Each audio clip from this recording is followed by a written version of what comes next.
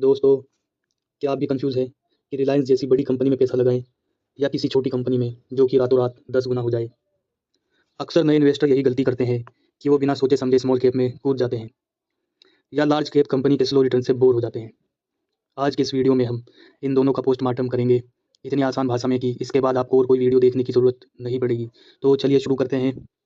सबसे पहले समझते हैं कि ये कैप क्या है। मार्केट कैप का मतलब है कंपनी की टोटल वैल्यू। तो बात करते हैं लार्ज कैप की।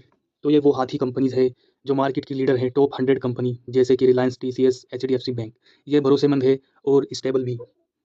ये धीरे धीरे ही ऊपर की तरफ भी बढ़ती है और जब मंदी का दौर होता है तो ये गिरती भी धीरे धीरे ही है।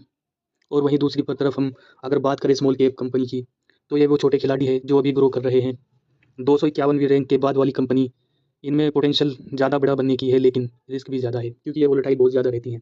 अगर आपको इक्विटी रिसर्च की नॉलेज नहीं है तो स्मॉल कैप से दूरी रहे, नहीं तो आपका पैसा डूब सकता है। और यदि इनका आपस में हम कंपैरिजन करें इस टेबल के हिसाब से, तो लार्ज कैप यानी कि बड़ी कंपनी में रिस्क बहुत कम होता है और स्मॉल कैप यानी कि छोटी कंपनी ये बहुत ज़्यादा वोलेटाइल रहती हैं। रिटर्न्स की बात करें तो लार्ज कैप स्टॉक में स्टडी एंड कंसिस्टेंट आपको 12-15% के आसपास रिटर्न मिल जाता है, जबकि स्मॉल कैप कंपनियों में मल्टी बैगर पोटेंशियल होता है। ये आपके पैसे को 8-10 गुना भी कर सकती हैं। और रिसेशन के इम्पैक्ट की बात करें तो लार्ज कैप कंपनी इनको आसानी से झेल लेती है और यहाँ पे पैसा सेफ रहता है।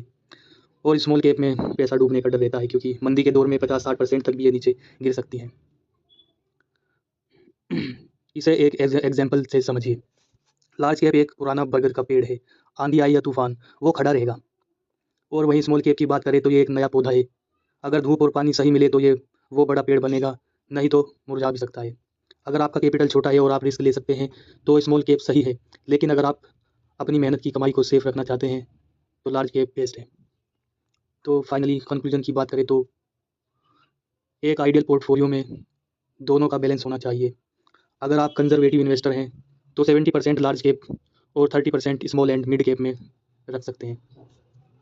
और अगर आप अग्रेसिव इन्वेस्टर हैं तो 40% लार्ज कैप और 60% स्मॉल एंड मिड कैप में एलोकेशन कर सकते हैं। सिर्फ रिटर्न मत देखिए, अपनी रिस्क झेलने की क्षमता भी देखिए। तो उम्मीद है अब आपको लार्ज कैप और स्मॉल कैप का फ़र्क समझ आ गया होगा। आपका फेवरेट स्मॉल कैप स्टॉक कौन सा है? कमेंट में ज़रूर बताएं।